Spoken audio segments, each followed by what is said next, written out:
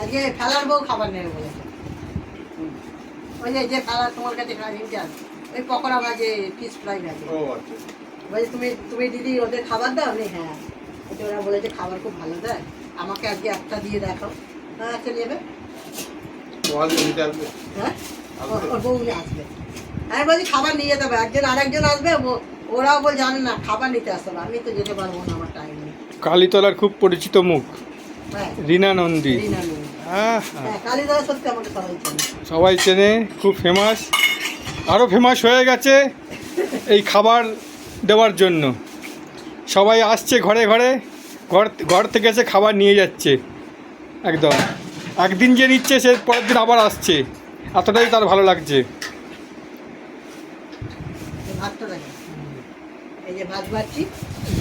এক বাটি ভাত দেওয়া হয়, এই বাটির এক বাটি ভাত একজনের জন্য।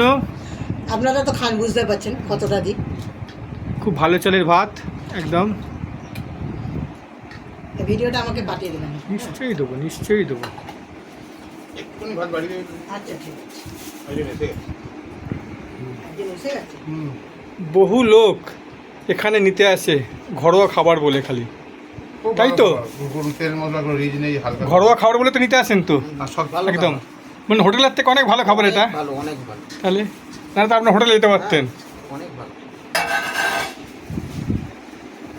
ইনি এখানেই থাকেন, সকালবেলা চলে যায় ডেঙ্গুর কাজ করতে, ওখান থেকে এসে আবার রান্না করে আবার আমাদের সকলকে খাবার সার্ভ করে।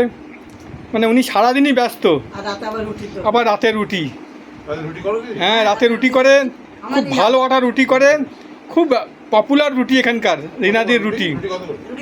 3.5 টাকা রুটি। একদিন রুটির ভিডিও করে সবাইকে দেখাবো। তরকারি আলাদা 10 টাকা 20 টাকা দিয়ে নেবে।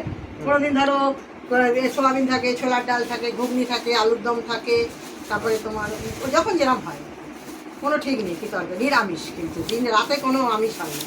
একবার ফোন নম্বরটা বলে দিন তো আপনার। 583860572।